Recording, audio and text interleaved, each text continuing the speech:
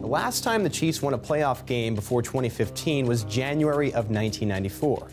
To paint that picture a little clearer, Bill Clinton was president, Schindler's List won Best Picture at the Academy Awards, and Whitney Houston won Album of the Year. It's needless to say, but when the Chiefs went down to Houston for the 2015 wildcard game, a win was a long time coming. To ease the mind of Chiefs Kingdom, what they needed to do was score. It wouldn't hurt if it came early. The 2015 Kansas City Chiefs are already a team of history. 10 straight victories, a franchise record, and only the second team in the history of the league to make the playoffs after a 1-5 start. Everything that's in here! Okay.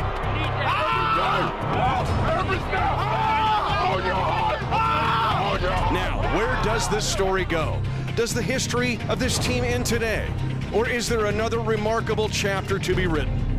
It's the Texans and the remarkable, unforgettable 2015 Kansas City Chiefs. Kansas City, you're the visitors. What's your call? Heads. Heads is the call. Heads is the call. It is tails. Houston's won the toss. The further choice in the second half. With the ball was in the I want to go first. Why? No? Let it fall in place.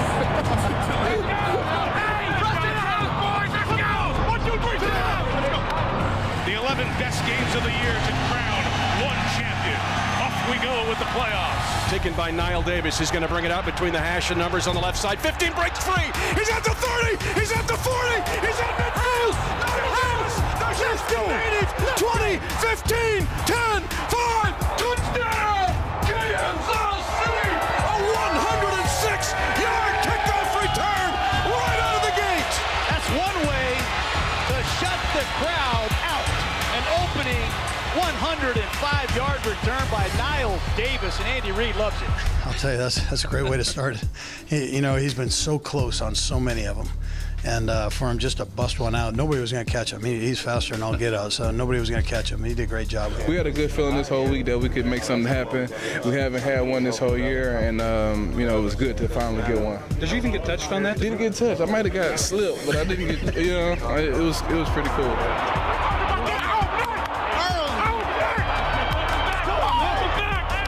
It was a perfectly blocked return. Before Davis reached the 5-yard line, his blockers had walled off the right side of the Texans' coverage unit, eliminating 6 players from the play.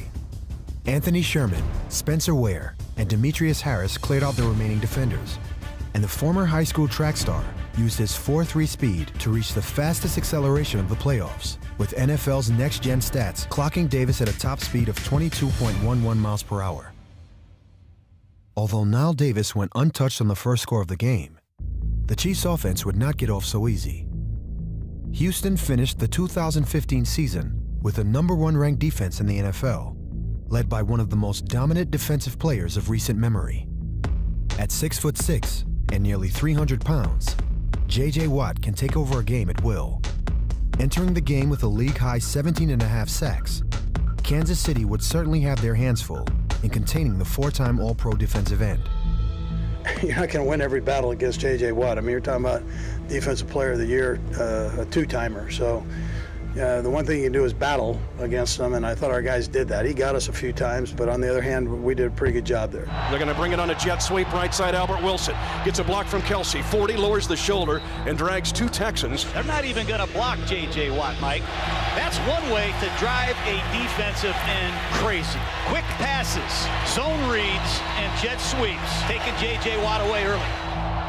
Snap back to Alex Smith, looking left. Now he's throwing long. He's looking for Albert Wilson, and then, the pass is just by the fingertips of Wilson on the left side. He was open. If that pass is on the money, it would have been a Chiefs touchdown. I mean, Albert and me missing that post, I thought would have changed the game. I mean, you miss it by a foot. And with the defense like that, you got to try to be opportunistic. They're going to win theirs, but you just got to be able to hit yours when you do have the opportunity. The first quarter had reached the halfway point, and things would only get uglier as both teams traded interceptions. And Houston desperately needed that turnover. Spurred by the Chiefs' mishap, the Texans' offense began to show signs of life. Boyer, Hopkins. Did he get the second foot down? I don't think so. Let's see. They're going to rule it a catch. Unbelievable. Blue, stretch play right. and gets to the first wall and now the second. Cuts it back in midfield, breaks a tackle. Only Peters can get him. 25-20, Peters slows him down, and they finally drag him down. He's all the way down to the Kansas City 13-yard line. Did they need that 50-yard run? Wow. But here comes J.J. Watt on offense, and Vince Wilfork is coming on the field to play offense for the Texans. This was not the first time J.J. Watt had been placed on offense during a goal line situation. During the 2014 season, Watt hauled in 3 receiving touchdowns, all from within the 5-yard line. And while he had yet to reach the end zone on offense in 2015, that would not stop O'Brien from attempting to get his greatest defensive weapon into the end zone. Watt was a high school quarterback until his junior year. He takes it, runs behind Wilfork, and gets stopped. Second effort, he's going to lose 2 yards. Get that out of here, boy! What do you think it is? And credit Kansas City. They knew exactly where that ball was going. On the first and goal inside the 2, whose decision was it? Mine. Next question. On first and goal, the Texans came out in the Wildcat formation. 2 tight ends, 6 offensive linemen, a fullback, and 2 defensive linemen, with Watt in the shotgun. The plan was to get the Defensive Player of the Year into the end zone with help from his fellow defensive lineman, the 325-pound Vince Wilfork. But the Chiefs' defense had other plans. Alan Bailey and Frank Zombo neutralized their blockers at the point of attack, closing off the right side of the line and leaving Watt with just 1 hole to attack, which Derek Johnson filled in typical fashion, bolting into the Texans' backfield and submarining the makeshift ball carrier for a loss. The Chiefs had now denied Watt on both sides of the ball. But on second and goal, the Texans still had just 3 yards to go. Despite dominating Houston for much of the game, Kansas City's 13-point lead was looking more vulnerable by the second. Second and goal to go, Houston at the Kansas City 3. Snap. Looking right. Now he fires at the end zone. It's picked off. It's picked off by Maga. Trying to get free. And he's trying to get away from Texans. He's got to the 23-yard line. The Houston Texans throw a pick at the goal line. Don Terry Poe broke through there, put the pressure on Hoyer, and he made a terrible decision under duress. This is a bad decision. I think, for me, I got to be smarter about that play. And I saw blue flash and definitely took points off the board, and that's on me.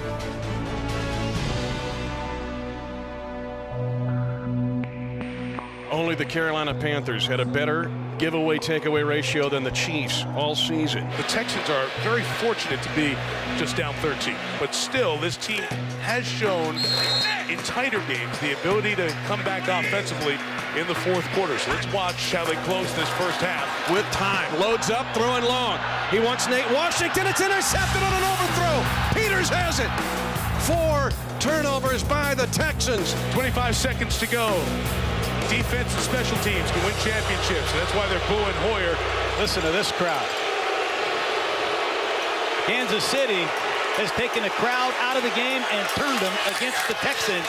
Let's see if matters change in the second half.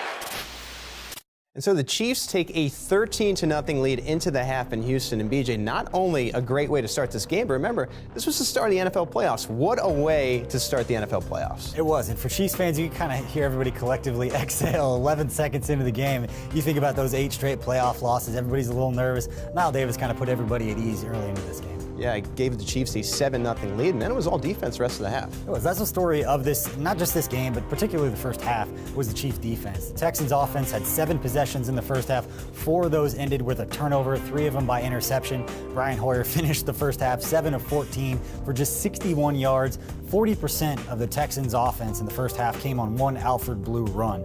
And you look at what the Chiefs defense was doing, taking the ball away. I mean, these guys were out there making plays, and you saw how fans were letting Brian Hoyer know how they felt about his performance down there in Houston. It's no surprise that the Texans gave Brock Osweiler $72 million this offseason, come down there and be under center for Bill O'Brien's offense. Coming up on Chiefs Replay. Play action fake. Smith throws for the end zone. Caught. Chris Conley. Touchdown. Kansas City. Chris Conley, the rookie, tastes the sweet nectar of the end zone. Chiefs Replay is brought to you by Microsoft Surface, official tablet of the NFL, Prime Sport, Get your tickets to the Chiefs tailgate party, presented by Bud Light, at primesport.com/Chiefs.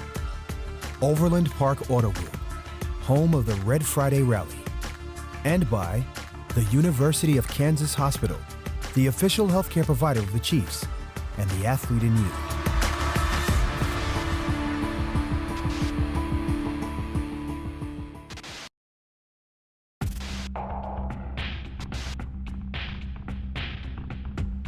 You know, Mike, I'll bet Andy Reid told his Chiefs at halftime, let's put these guys away. 2 years ago, they had a big lead coming out of the locker room against the Colts, couldn't hang on. Winning a playoff game in the National Football League is no small feat. 32 teams enter, and by the end of December, only 12 remain. A single elimination tournament where winner takes all. One mistake can send a team packing, leaving only the promise of next season. And in a league where players come and go, and coaching staffs are frequently overhauled, the chance of having a team of the same playoff caliber is slim. The Kansas City Chiefs have become all too familiar with this routine. 22 years of frustration had led them to this moment. With a chance to break a curse that spanned over 2 decades, they weren't going to let this opportunity evade them for another season. To Spencer Ware. John Simon waiting, Garrett Frick waiting. 8.5 yard J.J. Watt, who rarely comes off the field, is limping after that play. That last play picked up a first down, so from the 22, it's Smith. Flushed on the run, he rolls and throws, complete. Jeremy Maclin, gain of 15 yards. Watt's absence was evident soon after. On first down, Alex Smith rolled to his right, looking for an open receiver downfield. As he left the pocket, he was briefly hurried by Watt's replacement, Brandon Dunn, but easily evaded the pressure before completing a pass downfield for a first down. The 16-yard completion gave the Chiefs' offense some breathing room midway through the third quarter. But as the drive progressed, the offense would be struck by a familiar foe. J.J. Watt returns to the Texans defense to try to stop Alex Smith. Press coverage on the outside on Wilson. Alex Smith takes the snap. Watt coming after it. Now he throws right side. Caught by Maclin. Peels to his right shoulder. Now turns back left, and then he is smothered at the 45-yard line. It's still a gain of 7. And there's an injured player. It's J.J. Watt again. He came back in for one snap and went down. We also have a Chiefs player hurt on the far side of the 45-yard line as well. Jeremy Maclin, I believe, is being tended to right now, and they're being very, very cautious with him. They have not moved him since he went down. 2 of the best players in this game injured on the same play and in a ton of pain. Injuries are an unfortunate fact of life in professional football. Throughout 2015, the Chiefs were struck with devastating injuries to several key starters, losing linebackers Justin Houston and Tamba Hali for several weeks due to knee injuries. The offensive line also took a hit, finishing the season having employed 9 different starting combinations due to injury. Perhaps the most devastating came in Week 5, when running back Jamal Charles was lost for the season with a torn ACL. But through it all, the Chiefs overcame a 1-5 start, making it to the wild card round of the playoffs. And if they hope to walk away victorious, the Chiefs, as they had done all season long, would look to the mantra of next man up. You know, we all kind of have to pick it up with a guy like that when he's not playing, when he's missing. We all got to pick up the slack. I don't think it's any one person, but us collectively. Shotgun snap back to Smith. Throws a crossing pattern. Kelsey with room. 50-yard line, 45. High steps all the way down to the Texan 39. 13-0 Chiefs lead. This is a run for Spencer Ware inside the 30. Kelsey is doing it all. That time he came across the formation through a critical block. Texans crowd the line of scrimmage. Chiefs get the snap off just in time. Play action fake. Smith throws for the end zone. Caught. Chris Conley. Touchdown. Kansas City. Chris Conley, the rookie, tastes the sweet nectar of the end zone on a perfect play action throw by Alex Smith.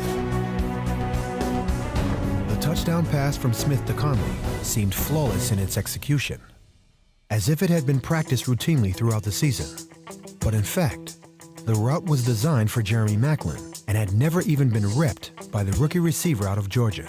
It's kind of one of those things where you come out, you got to read the defense and find the open spot. And so he was kind of throwing that ball to a spot. Luckily, me and Alex were on the same page because that was a very tight window. And really great job by Alex. And the run fake was able to pull the safeties down. We were able to get the ball over the top of them. You feel like you've done that play exactly with him in practice, or? No, I haven't. So it was good that we were able to execute that today out there on the field. That play call wasn't for me. You know, we hadn't even really repped that full speed with him in there. Those are all Jeremy's looks, and so, but for him to come in and not even blink and come make the catch like he did, big play by him there. And when you come in and replace a man like Jeremy Maclin in the playoffs, that's big time.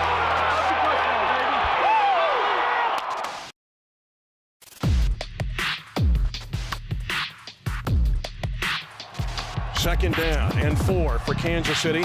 Alex Smith will throw, sidestepping from under center. Now steps up, darts right, now in trouble, pump faking, and now moves outside the right, stays in bounds. Alex Smith is going to scramble for a first down. And there are very few quarterbacks, maybe Newton and maybe Russell Wilson can make that play. Out of the shotgun. Now Alex Smith throws over the middle. Caught by Kelsey in a low catch. Inside the 35-30. Sprinting against the linebacker at the 20 and shoved out of bounds all the way down to the Texan 13-yard line. And once again, Kansas City knocking on the door. It is second down and goal to go. Jet sweep action, handoff. Ware breaks a tackle inside the 5. Touchdown! Kansas City! Spencer Ware breaking tackles for 5 and a touchdown. And the Chiefs have exploded to a 26-0 lead. I didn't anticipate this, but I love it. Hey, tell me about it, partner. But the Chiefs have got to finish this job.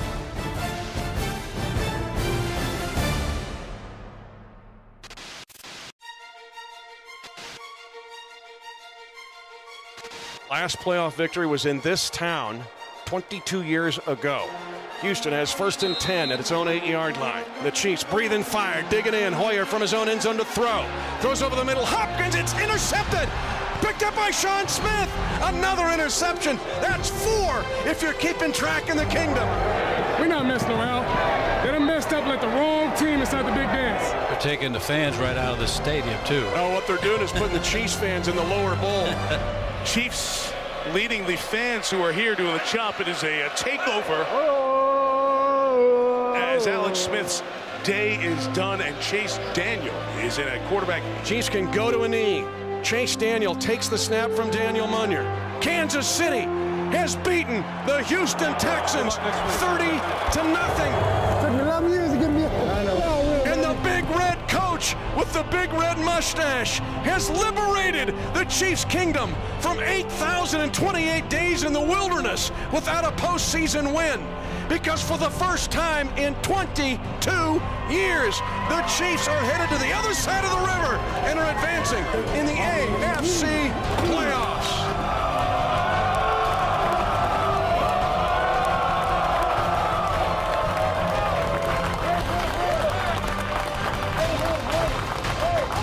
Hey, just for all those fans that showed up, baby, how about those?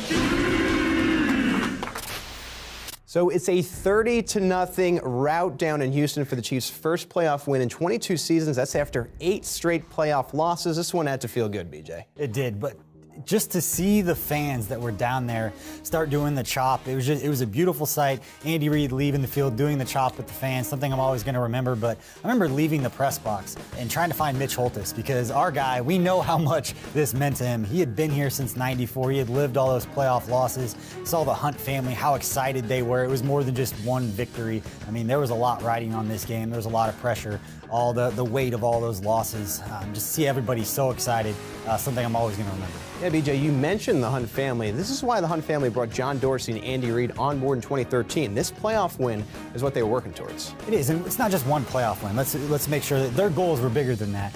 But they stayed the course. They believed in what Andy Reid was saying, and they're always going to be remembered and used as that example now. Even if you start slow or you think you might be out of it, that if you just trust in your coach, trust in the guy next to you, you can overcome certain things. And it always sounds like a cliche, but we actually saw that with the Chiefs team this season. That's how they're always going to be remembered, to overcome something like they did. Pretty special.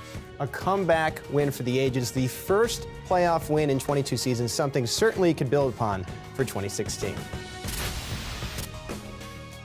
Chiefs Replay is brought to you by Microsoft Surface, official tablet of the NFL. Prime Sport.